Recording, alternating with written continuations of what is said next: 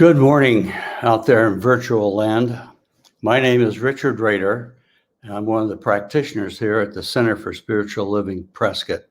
And we welcome each and every one of you to our pre-service meditation. It's been a lovely day out in Prescott this morning.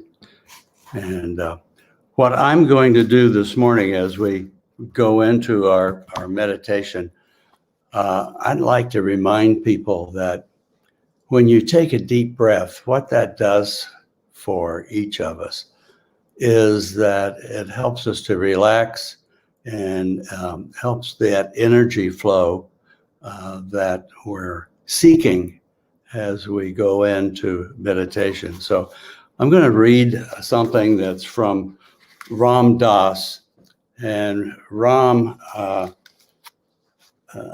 has a book, and this is one of his sayings.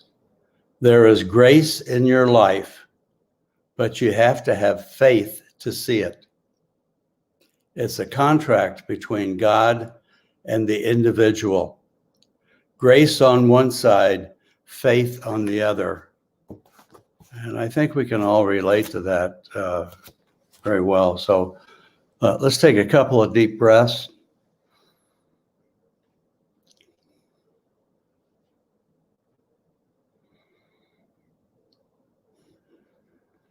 And I invite you to go within as we do our meditation.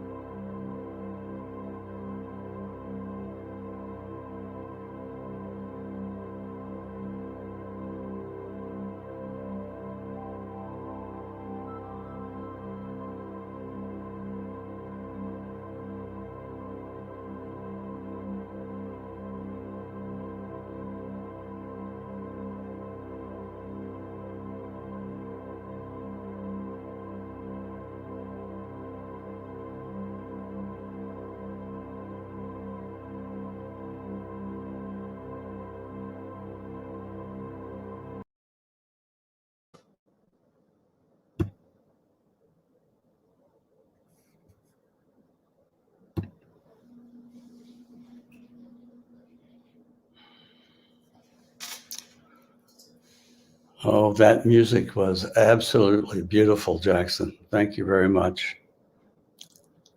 And as we close our meditation for the morning,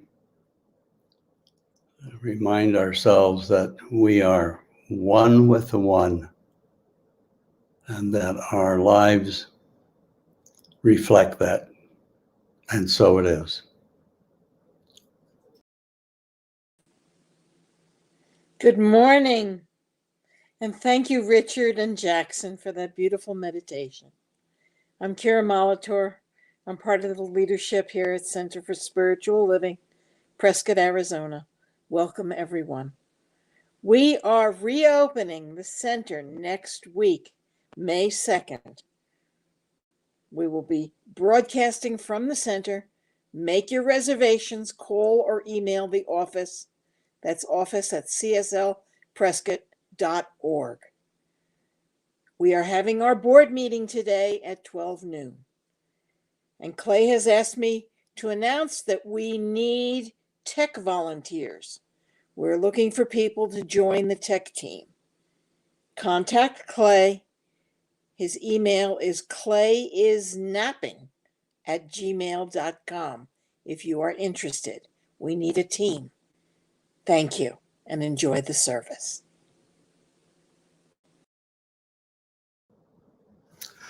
Welcome, everyone, to our service here at Spiritual Living in Prescott. And my name is Richard Rader. I'm one of the practitioners. And you know, we tell you this every week, that what we love to do is to pray. And we do that quite well, honestly. So this morning, what I am going to share with you is an invocation, which is like a prayer. And I know that this morning's service will be exactly what each one of us needs. And I know that Reverend Kathleen's message will fill our hearts with love and joy. And I know the music today will be wonderful. It's already started off that way. And I know that the guest musician, I've heard him, he's very good as well. And that the technical aspect of this service is working perfectly. And for this, we are so grateful. So we know that it's happening right here and right now, and so it is.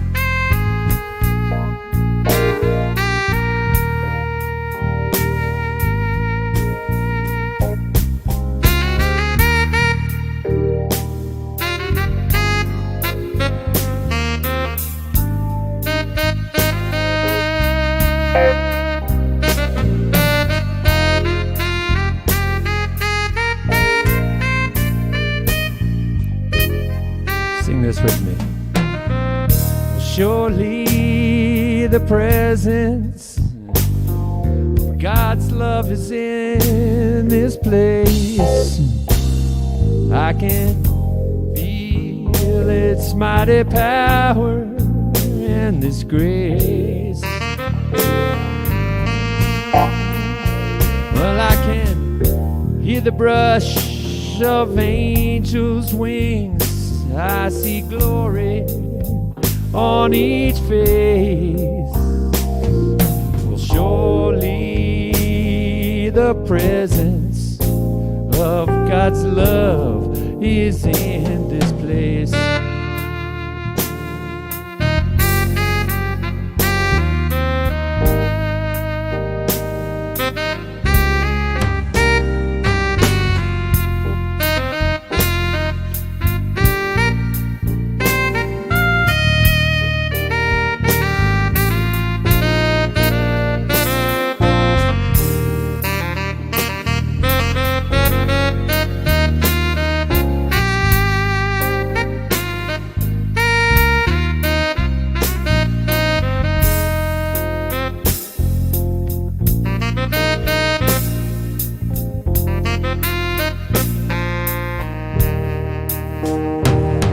Well, surely the presence of God's love is in this place. I can feel its mighty power and its grace.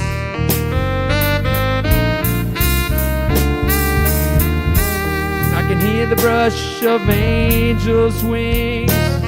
I see glory on each face. Well, surely the presence of God's love is in this place.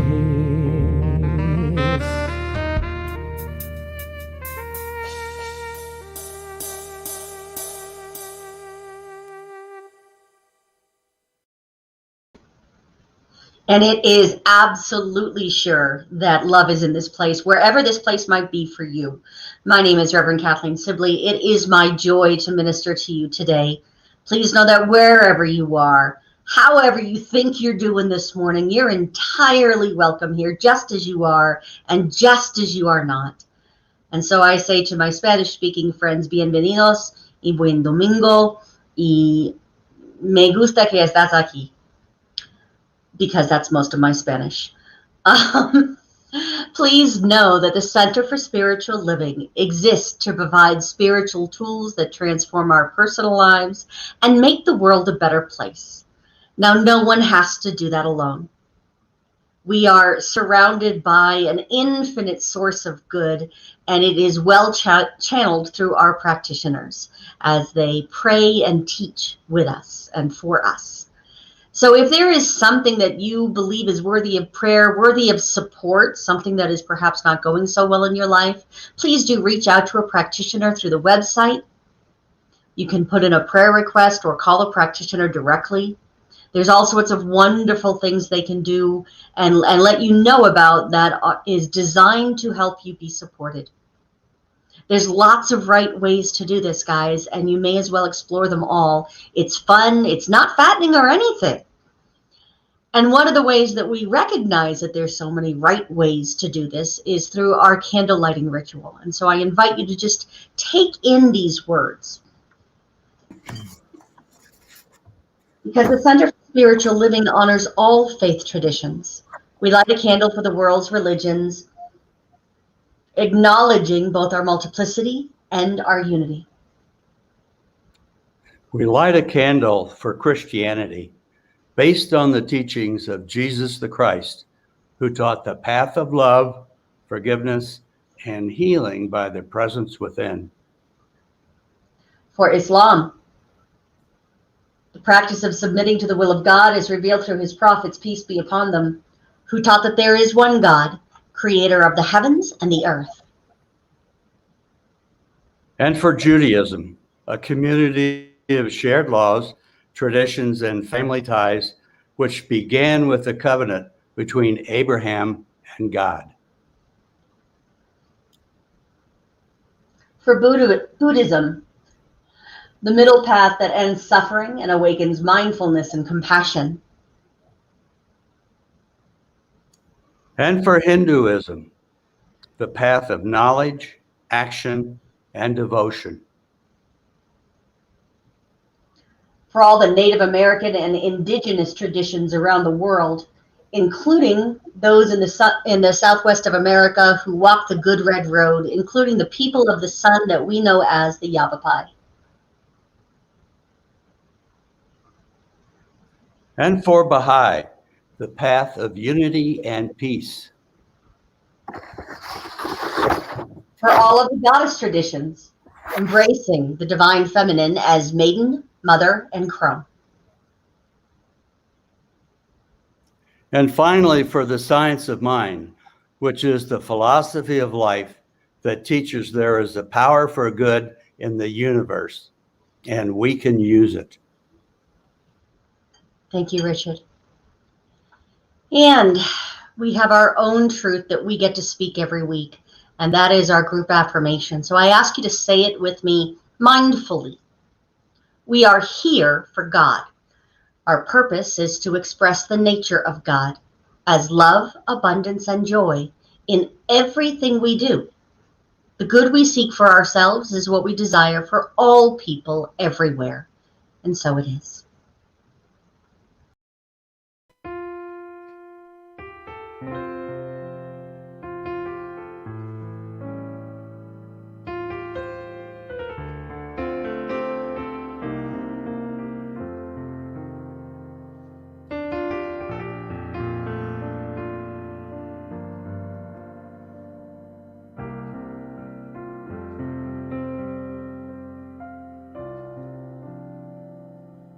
Be still and know that I am God. Be still and know that I am. Be still and know that I am God. Be still and know.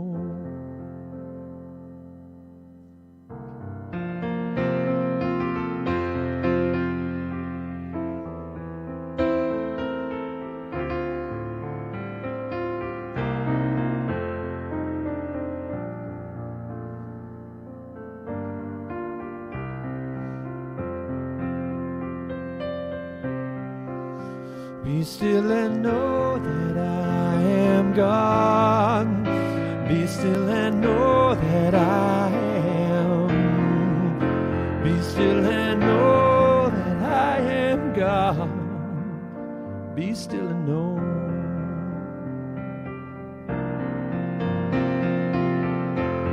Well, be still and know. Be still.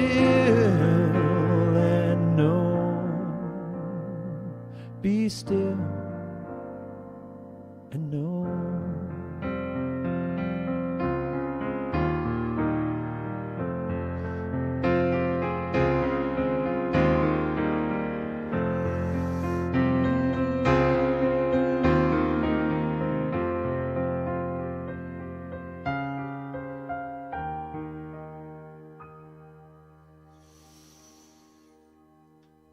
Be still and know that I am God.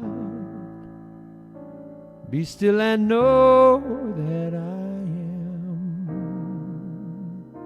Be still and know that I am God. Be still and know. Be still and know.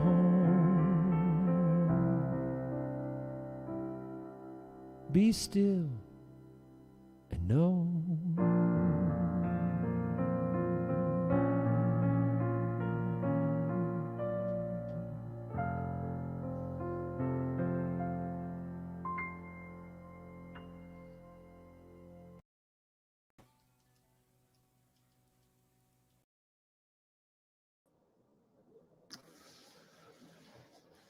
What a lovely song to lead us into the end service meditation. And this morning, as we are still and we know, I'd like to remind us that our life is an outpicturing of our thoughts.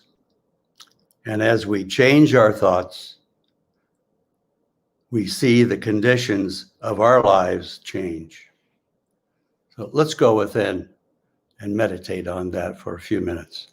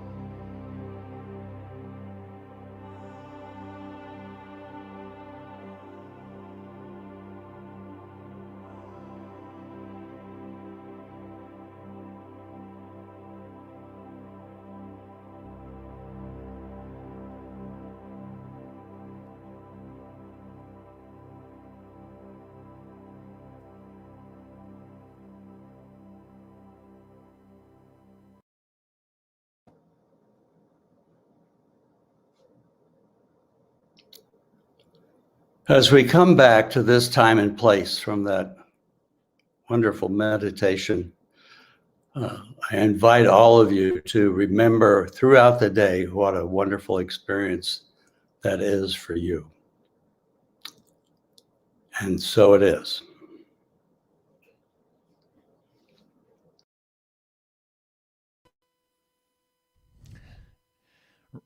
Richard, great to see you today, and great to see you yesterday. I feel a real brotherhood with you, man. Oh, always a segue. And I feel a real brotherhood with our guest soloist today.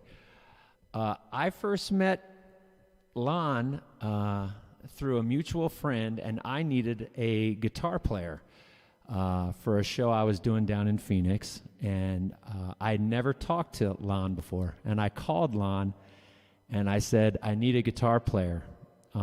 He was in Albuquerque, where he lives. I said, I need a guitar player, and if I'm not mistaken, I gave him like maybe a week's notice, but I feel like it was more a day's notice. And he didn't ask me any questions. He wasn't like, oh, how much am I going to get paid? Where am I going to stay? How about my car? He just said, yeah, I'll do it. And I've loved Lon ever since. And we've been hanging out a lot recently on the phone talking, and he's become a dear, dear friend, and I know you're going to love him as well. This is my friend and a great singer and player, Lon Klanka. Hello. Good morning, everybody. Thanks for having me. I'm excited to play some music for you. This first song I'm going to play is an original song that I wrote. And it kind of, for me, is about struggle and perseverance and renewal and not giving up through the really hard times, and then kind of reaping the rewards of just believing in yourself, and also working with your community and your friends, and how much support and that we can be for each other. So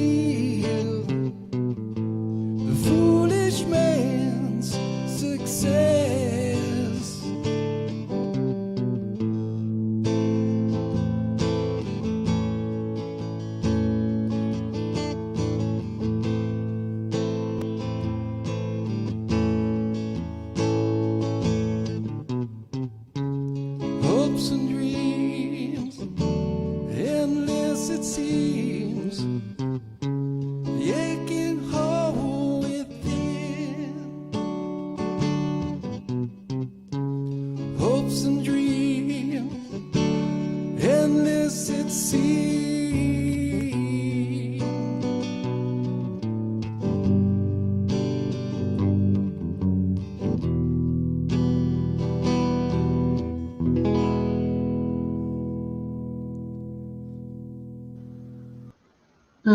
Thank you so much, Lon.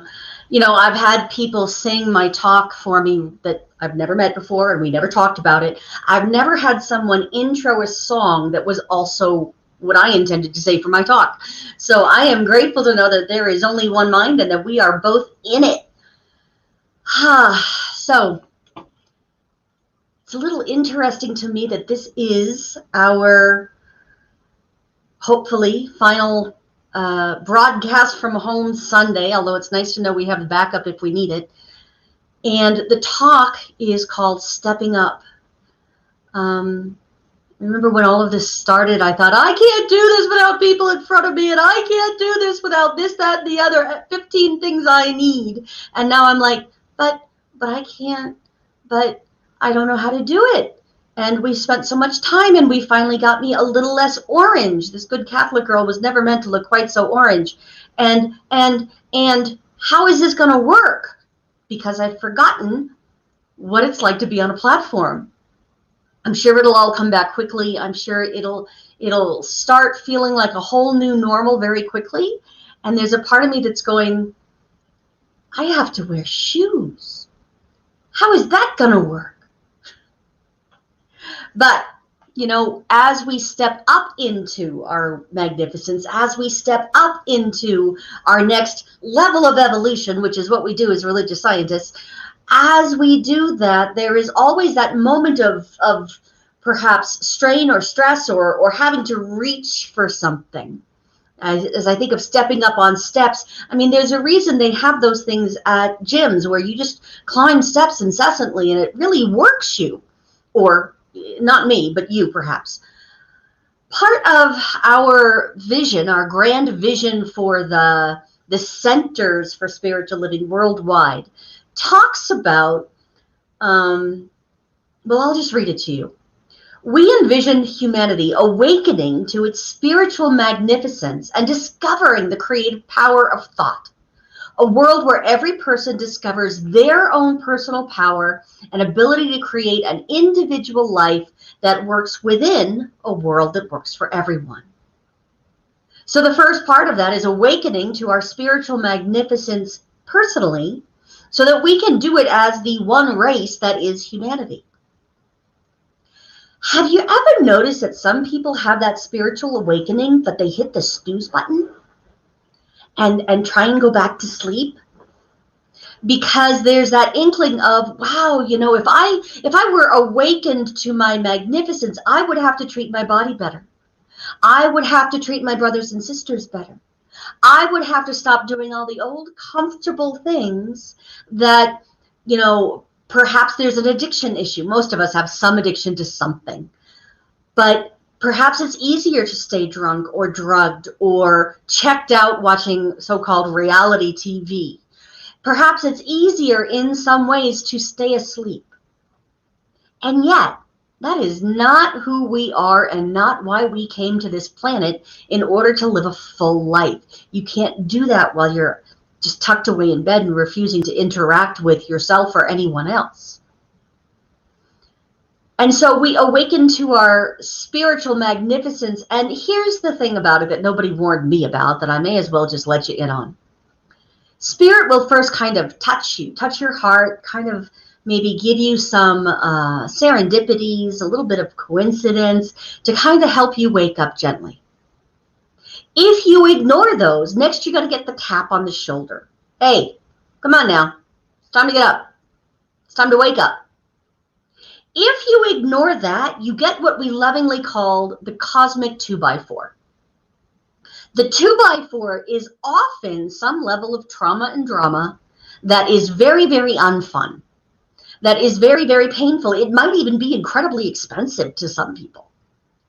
But one way or another, you are here on this planet to awaken to your spiritual magnificence, to recognize the Christ or the Buddha or the Arjuna or whoever within you, for Brahma to meet Atman, for all of however you want to describe it, you are here to awaken.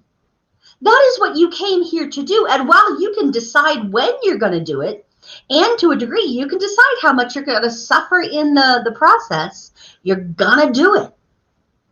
And there's a big part of you, a part of your soul that you might be trying to ignore, that is really ready and wants to do it, is eager to do this. And yes, there might be some reasons to put it off.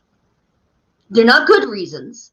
They might seem like very logical reasons. You know, I will awaken to my spiritual magnificence as soon as I lose 10 pounds.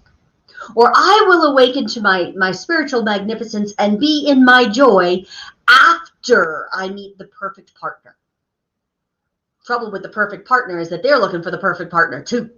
And so it's easier to just be the perfect partner for yourself, by the way. So, as Joseph Campbell teaches, we have to be willing to let go of the life we had planned so that as to have the life that is waiting for us. I remember turning 30 and thinking, what's wrong with this picture? I am not married. I don't have the PhD yet. I don't feel particularly successful financially. That was the life I had planned. And yet Spirit had a deeper calling for me. This is not what I thought I would be doing. And that's okay, because I've decided that this is the best gig on the planet. And so I'm more than happy to have given up my, frankly, littler plans in order to live this life, in order to find out what true abundance means. It's not just the money, guys. We awaken to the truth that in order to be truly abundant and prosperous, we have to have loving friends with whom we have relationships that work. We also have to have work that is fulfilling. We also have to have all sorts of other goodies and peace of mind. And so there is that within each and every one of us that already knows that. And so I'm here simply to remind you that you can choose this awakening and step up into your magnificence, with or without the suffering part. Now, it was Easter not very long ago. And so I, as I often do, take a look at the story of both Passover, which is when the people who became Israel left Egypt and the land of slavery in order to go to a promised land. It's also in Judeo-Christian tradition, the time when Jesus, who we call the master teacher, the great example, but not the great exception, was crucified, died, was buried, and rose again on the third day. Before he was crucified, they did the Last Supper, and he got together with his friends and his community to celebrate in the way that all Jews did at the time, to celebrate Passover. But Jesus knew what was coming. He knew what he'd signed on for. He was about to awaken himself and a whole bunch of other people in a way that was very dramatic. He was about to become the cosmic 2x4. And so he went out to a place called Gethsemane, which is a specific garden. And he brought with him Peter and the two sons of Zebedee, if you read the book of Matthew. The sons of Zebedee were James and John. And he went slightly apart from them and began to pray. And he was just scared. He was facing quite the awakening moment. He was having to step up in his own faith. And his friends fell asleep on him. His friends that he had brought for support went to sleep. And according to the book of Matthew in the translation called the Lamsa Bible, it talks about how he had to go wake them up 3 times. And the third time he said, never mind, stay asleep if you want to. The hour is upon us. Now, in our tradition, we're not worried about whether it was 1 time or 7 times. It doesn't matter what he said exactly. What matters to us is that this is a person who taught in teaching stories and comes from a whole tradition and culture in which teaching stories are everywhere. And so we're going to take this as a teaching story and use it as a metaphysical example of what each and every one of us does. You see, the Garden of Gethsemane In metaphysical terms, Gethsemane is an oil press. Oil is the sacred oil, the oil we use to light the sacred lamps in the holies of holies. It creates olive oil. So you take an olive and you smoosh it in there, and all the good stuff that you're going to keep comes out, and that which no longer serves is tossed away. This, I cannot imagine, is a comfortable experience for the olive. And yet it is what each and every one of us does. According to Charles Fillmore, who wrote the Metaphysical Bible Dictionary, metaphysically, Gethsemane stands for the, quote, struggle that takes place within the consciousness when truth is realized as the one reality. That's capital T truth, is realized as the one reality. All the good is pressed out and saved, and the error, or what some people would call sin thinking or error thinking, the mistakes, the bad data, is denied away. It's the struggle that takes place within the consciousness when we awaken to our magnificence. And everything in us says, no, that's not me. That's too big. That's too loud. That's too in front of a crowd. That's too much. I've been told I should play small and not offend anybody. I've been told that, I've noticed what we do to our spiritual heroes. We tend to crucify them. It's the struggle that happens within each and every one of us when we start becoming more honest about who we truly are. This is not about getting arrogant. This is about getting humble in the right sense, in the sense of, as my 12-step friends would say, our ego gets right-sized. Humility is when your ego, who you think you are, is accurate. Thou art that. Thou art the sons and daughters of God right now, without having to change your haircut or your weight or your bank account or who you're in a relationship with. Right here, right now, in this moment, no matter what you think of yourself, you are one of the outpicturing of one of God's greatest, most loving thoughts. God had a good idea and it took form as you, just as you are and just as you are not. Now, our job is to step into that. And Jesus was trying to do that. But even Jesus, the master teacher, showed us that this is, well, we say, change your thinking, change your life. It sounds so simple, doesn't it? I almost want to smack whoever taught me that first, because they didn't read me the warning label. Yes, it sounds simple, but it doesn't sound easy. Not once you understand it correctly. And so Jesus brought his friends with him. He brought the metaphysically embodied energy of wisdom, that is James, love, that is John, and Peter, which is faith. He brought with him, to the best of his ability, wisdom, love, and faith as he walked into this great trial. Now, the fact that they went to sleep, I think haven't we all done that? We get ready to stand up and leave the relationship that doesn't work, leave the job that doesn't work, go into a new home, and we're not entirely sure how this is going to work, and we're not entirely feeling all that safe right now. Our rut looks, the rut we have been in looks really, really comfy, and maybe we could splash some paint up there and it will look like a whole new rut. But when we go into these new situations and we're awakening to our spiritual magnificence, sometimes the part of us that is consciously aware of bringing our faith with us, bringing the infinite love with us, bringing our best wisdom with us, that part goes to sleep. Luckily, the moment is upon us anyway. And so no matter what we thought we were ready for, whatever we have signed on to do, including waking up, it's going to happen. And so Jesus, in this story, models for us being willing to walk into our greatness, walk into these huge experiences of being pressed down and all of the good being collected, and that is what is kept, and letting that which no longer serves us fall away. As we step up into our spiritual magnificence, some of our old habits are going to fall away. Again, my 12-step friends talk about having a God-shaped hole in the soul. Many of us do. Many of us have that experience of something is missing in my life. And the problem is what it is most correctly or best filled with is the divine. And so the first thing that we do as we awaken is awaken to a better idea of God. If your old idea of God was some old dude who looked suspiciously like Zeus, sitting up on a cloud, flinging lightning bolts every time you accidentally cussed, perhaps there's a bigger idea available to you. Perhaps it's time to recognize the love that God is.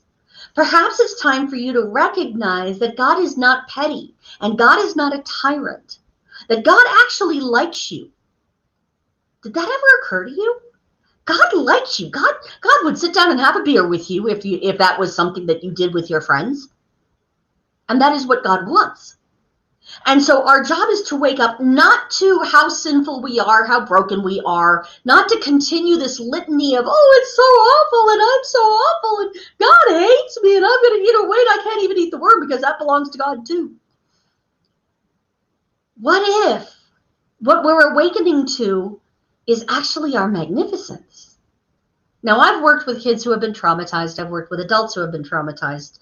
I have, back in my counseling days, I specialized in child abuse and adults who had survived child abuse. And so, no matter how many personalities they had, they all sat in front of me in one body. And I have heard some stories. And what was most painful was healing that trauma.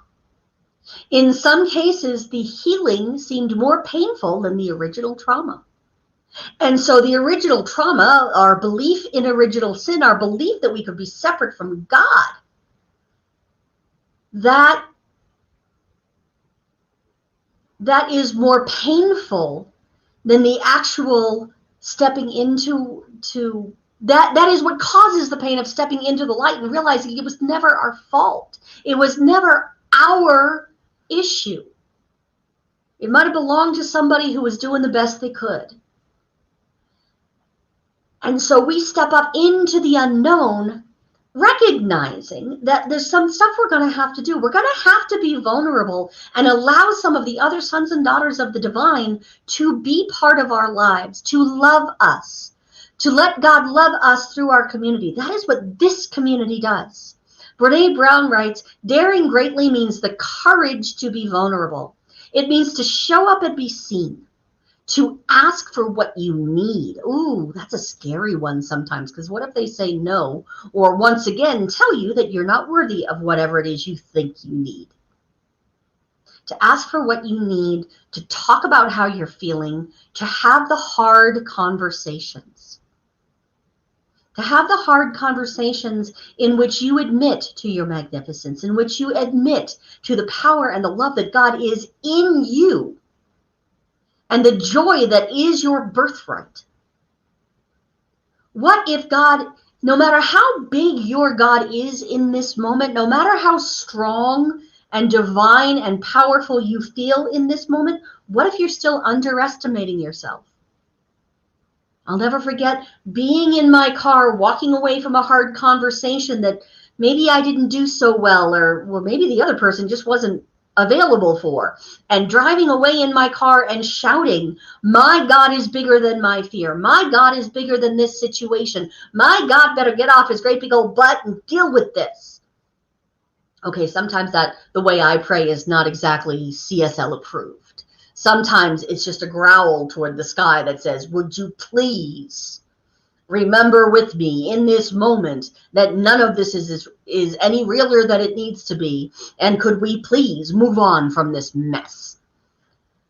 Sometimes it's a simple 4-letter word, and that's okay too. If that is how you pray, then let that be so. So long as what the heart and the mind are saying is, this is unworthy of the infinite spirit, and therefore I'm going to get a bigger idea. I'm going to remember my God is bigger. I'm going to bring my divine wisdom with me into whatever the situation is, and I trust that it's with me whether I am comfortable or not.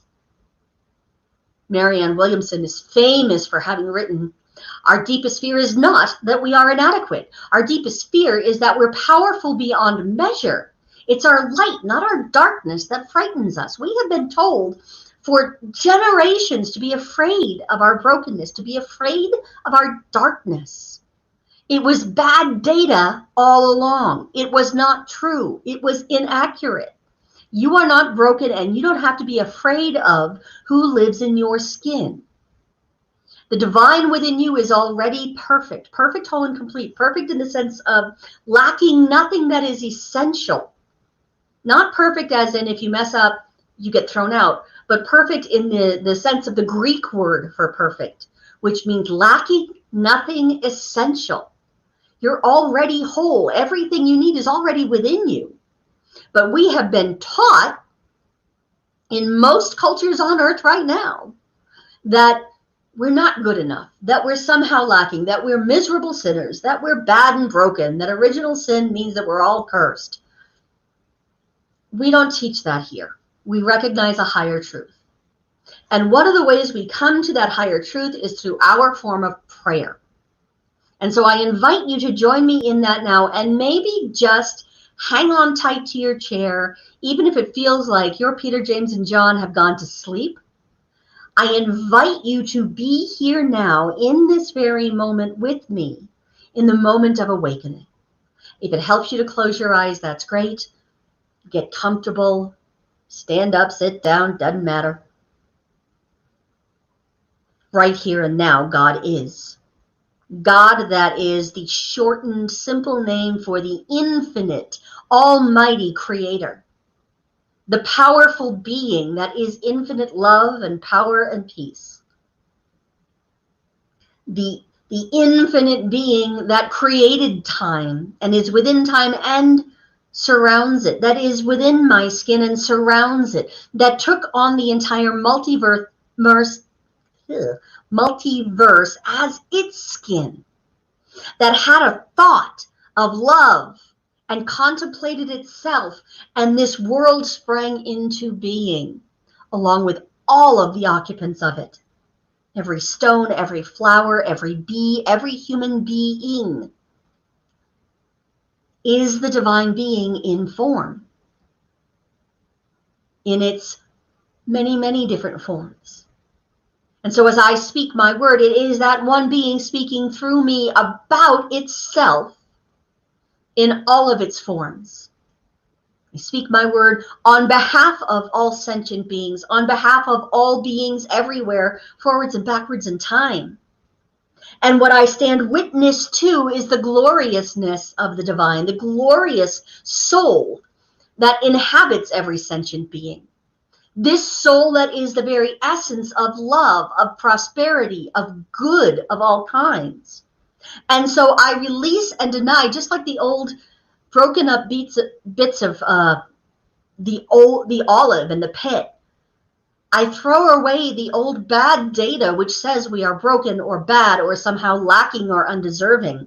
I throw away the idea that we can be separated from our God, from our good, and I stand in the shining truth of magnificence, of the world that works for everyone, for everyone. For each of us individually and collectively, I call forth the experience that is worthy of the sons and daughters of the Most High. The great mystery itself in form is now being experienced by all of us, and I call forth a clearer experience, a more direct experience, a greater awareness, a greater consciousness of the love that is for us. And having stood witness to all of this, I stand in awe and gratitude of what really is, and I release it to the law of cause and effect, to the natural law that brings it into form without any help or hindrance from me. I let it all be, and together we affirm, and so it is.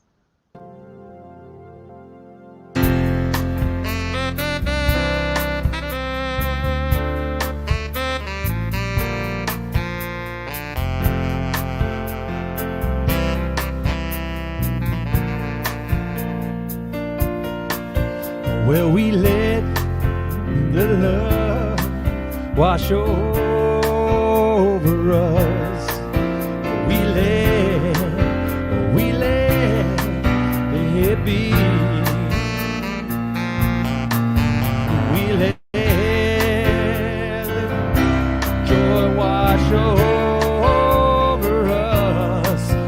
We let it be. We let the grace wash over us. We let it be. We let the love wash over us. We let it be. We let the joy wash over us. We let it be. We let the grace wash over us. We let it be.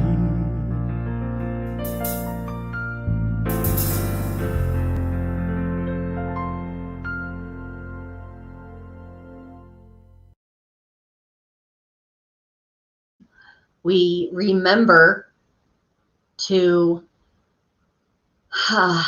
tell the universe what is serving us. Tell the universe what it is we want. And one of the ways we do that is with our tithes and offerings. Money is simply a form of energy. And so we put our money where our mouth is. We speak our word for what we want, and then we support it. And we do that with our support for the Center for Spiritual Living Prescott and Planet Earth. And I've decided to annex Venus, by the way, just because nobody else has yet. And so at this point in our service, we give to what we want more of. So whatever your gift may be, please hold it over your heart. If you're like me and you're already on auto tithe, you can just place your hand over your heart as we say this prayer together, dedicating the offering. Divine love in and through me blesses and multiplies all that I have, all that I give, and all that I receive. Thank you, life. And thank you, Lon, for coming back to play for us some more. Hi, thanks so much. It's really a joy to be here, and I'd like to thank my good friend Jackson for inviting me to join everyone today on this beautiful day. It's a beautiful day here in New Mexico. And I'll play a song for you guys.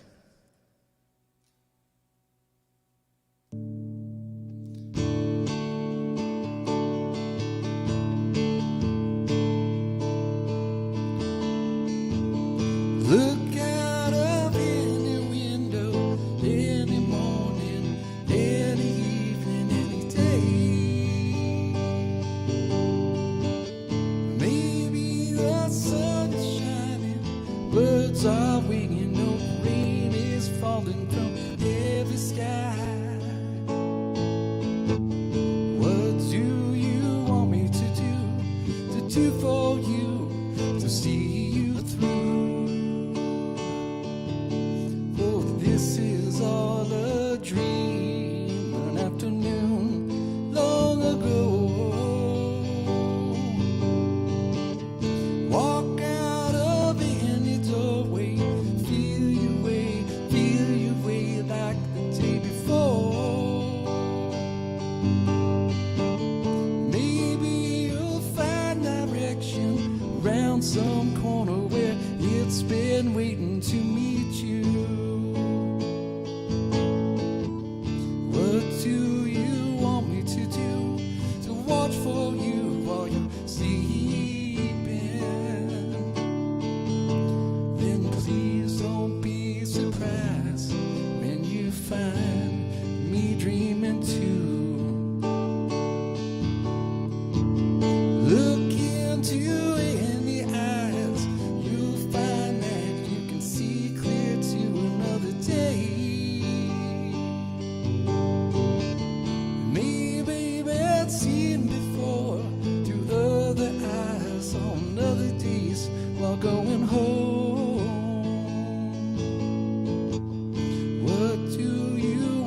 to do for you, to see you through.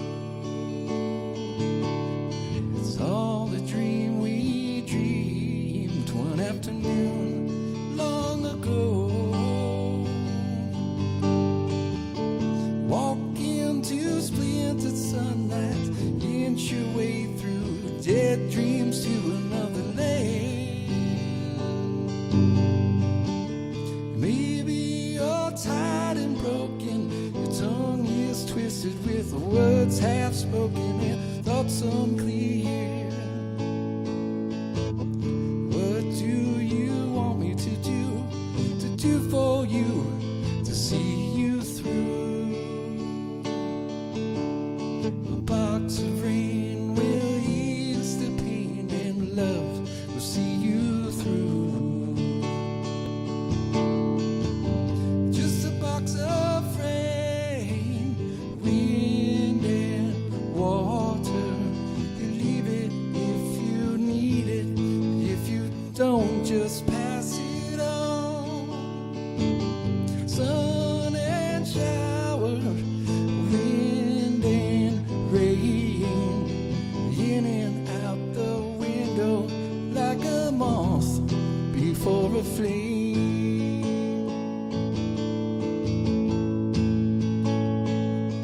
And it's just a box of rain, I don't know, put it there.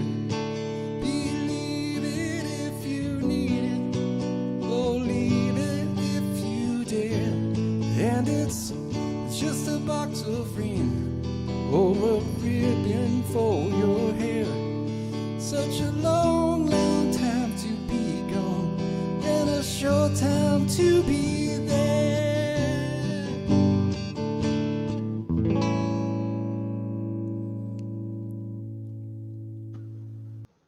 Thanks, Juan. That was beautiful.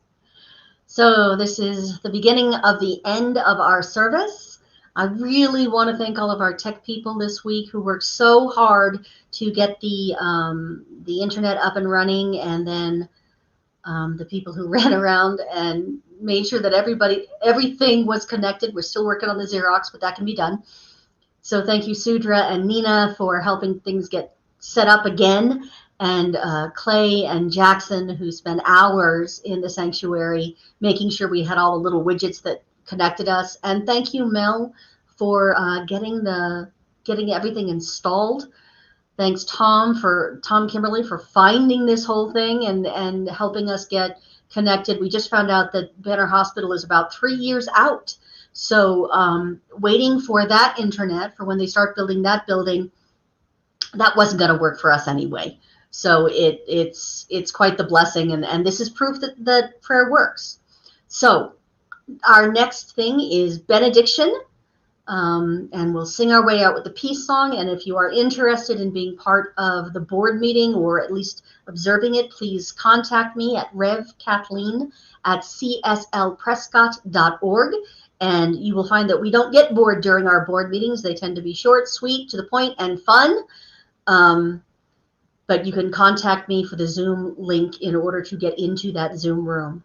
So if you need to stand up and jump up and down to say this with energy, then I invite you to do that. But this is our benediction.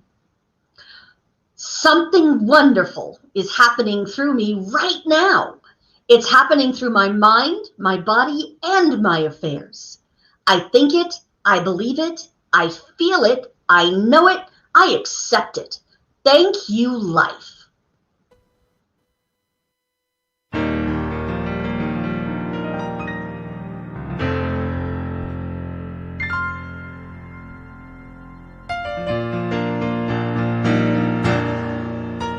Yes, there is peace on earth, and yes, it begins with me.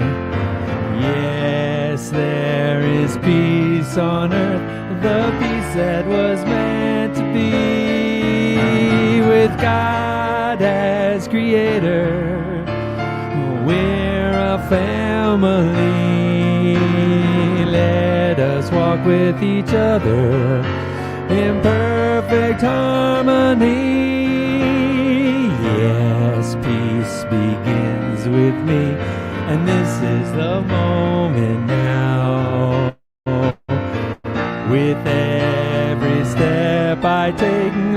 this be my joyous vow, to take each moment and live each moment with peace eternally. Yes, there is peace on earth, and yes, it begins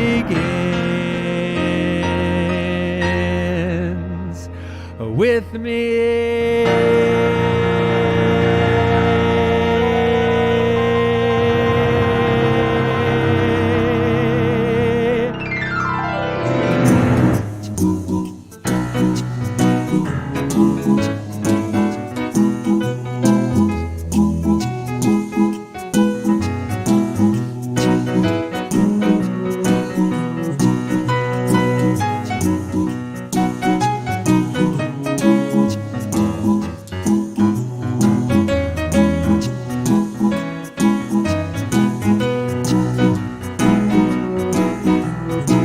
Well, here's a little song I wrote. You might want to sing for every note. Don't worry, be happy. In every life there is some trouble, but when you worry, you just make it double. Don't worry, be happy. Don't worry, be happy.